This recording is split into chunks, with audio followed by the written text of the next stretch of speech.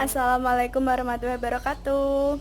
Perkenalkan, nama saya Listiana Budianti, NIM 12, Program Studi Agribisnis. Pada kesempatan kali ini, saya akan membahas tentang mata kuliah Tata Niaga Produk Agribisnis, khususnya pada komoditas bawang merah. Pokok bahasan yang akan kita bahas pada kali ini ada 4, yaitu yang pertama, pendekatan komoditas, yang kedua, pendekatan kelembagaan, yang ketiga, pendekatan fungsional, dan yang keempat, pendekatan SCP. Pendekatan komoditas. Karakteristik komoditas bawang merah merupakan salah satu komoditas hortikultura yang memiliki nilai ekonomis yang cukup tinggi. Bawang merah merupakan komoditi yang digunakan untuk kebutuhan rumah tangga sehari-hari, yaitu sebagai bahan bumbu masakan. Kondisi permintaan. Permintaan akan bawang merah terus meningkat seiring dengan perkembangan jumlah penduduk Indonesia. Kondisi penawaran. Produksi bawang merah di Indonesia pada bulan Januari tahun 2014 akan melimpah sehingga pemerintah diminta tidak ceroboh dalam membuka keran impor bawang merah.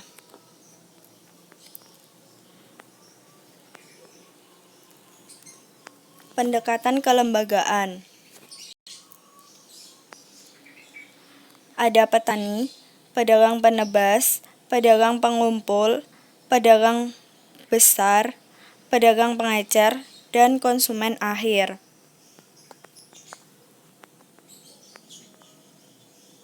Pendekatan fungsional. Yang pertama ada fungsi pertukaran. Terjadi penjualan dan pembeli dari beberapa lembaga pemasaran hingga ke konsumen.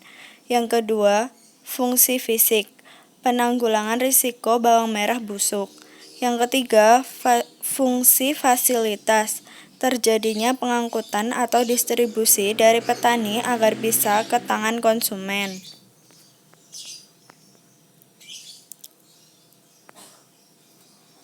Pendekatan SCP.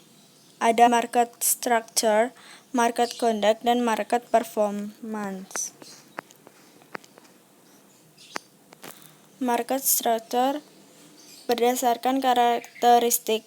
Tidak dilakukan perubahan bentuk pada bawang merah baik dari petani maupun lembaga pemasaran dan sampai ke konsumen tetap berbentuk bawang merah. Yang kedua, tingkat konsentrasi penjual dan pembeli. Jumlah penjual yang sedikit jika dibandingkan dengan jumlah pembeli. Tingkat diferensiasi produk. Diferensiasi belum dilakukan. Brand loyalty atau loyalitas terhadap merek tertentu. Market struktur. Yang pertama, market share. Analisis market share menunjukkan bahwa tidak terdapat individu pedagang yang menguasai pasar lebih dari 40%. CR4. Hasil analisis CR4 menunjukkan nilai sebesar 0,46 yang menunjukkan bahwa pasar komoditi bawang merah bersifat oligopolistik. IHH. Berdasarkan analisis IHH menunjukkan bahwa 0,13 yang artinya struktur pasar bawang merah menunjukkan pasar persaingan sempurna.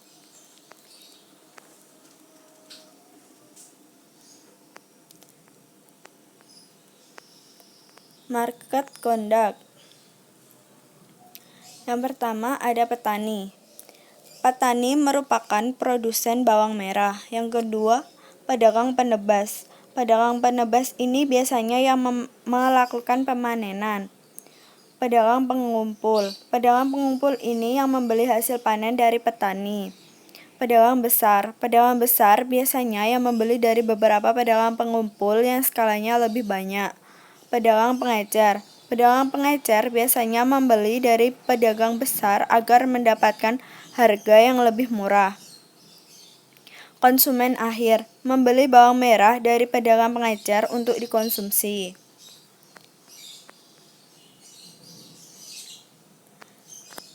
Ini adalah saluran pemasaran. Yang pertama itu ada petani, pedagang penebas, pedagang pengecer, lalu ke konsumen. Yang kedua, petani, pedagang penebas, pedagang luar daerah, ke konsumen. Petani, pedagang pengumpul, industri rumah tangga, dan konsumen. Yang keempat, petani, pedagang pengumpul, pedagang pengecer, dan ke konsumen. Yang kelima, petani, pedagang luar daerah, lalu ke konsumen. Yang keenam, petani, pedagang besar, pedagang pengecer, dan konsumen. Yang ketujuh, petani, industri rumah tangga, lalu ke konsumen.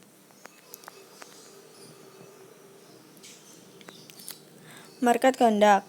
Analisis market conduct menunjukkan bahwa penentuan harga bawang merah lebih banyak dilakukan dengan pendekatan individual, negosiasi, tidak dijumpai lembaga pemasaran formal, badan pemasaran resmi, maupun peraturan pemerintah, sehingga bargaining position petani sangat lemah.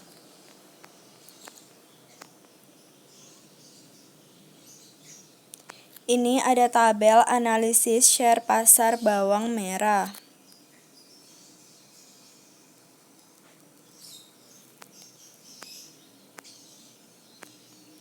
Ini tabel integrasi pasar.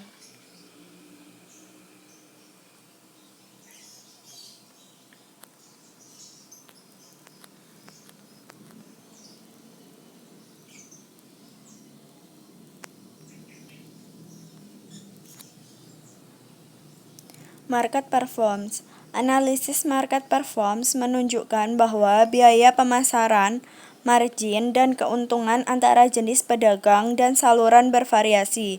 Share harga menunjukkan bagian harga yang diterima petani cukup tinggi. Share biaya menunjukkan proporsi biaya yang dikeluarkan pedagang berkisar 10-40%. Proporsi keuntungan berkisar 20-40% dari harga beli oleh konsumen.